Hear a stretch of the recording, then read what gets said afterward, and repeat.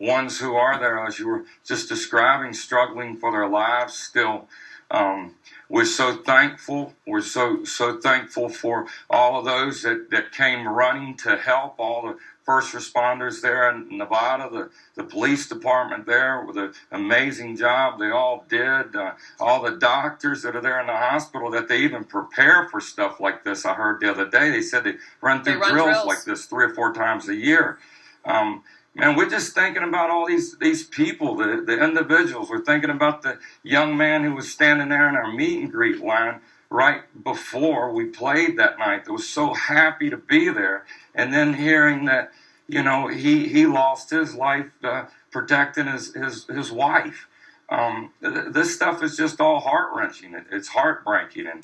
And our hearts pour out to these people, and just all the love that we can send. That's what we're thinking of right now.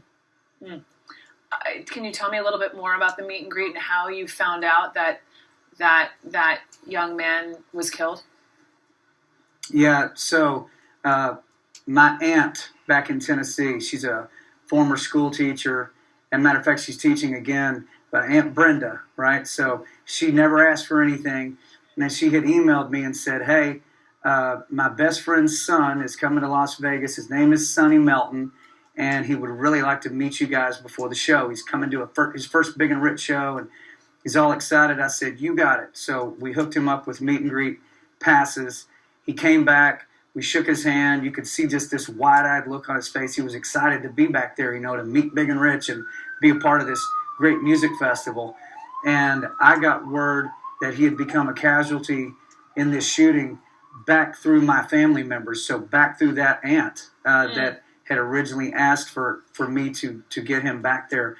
So it just goes on and on. You know, the country music fans and country artists like ourselves and country radio stations, it's a very tight-knit group of people. We know a lot of these fans personally. We know their names. We know their faces. We talk to them on social media a lot. We do a lot of these meet and greets, and fan interaction from the stage is a really big thing with our shows in country music. So to see these folks going through what they're going through, it's like literally watching your own family. We know them. Yeah. We know what their jobs are. We know where they come from.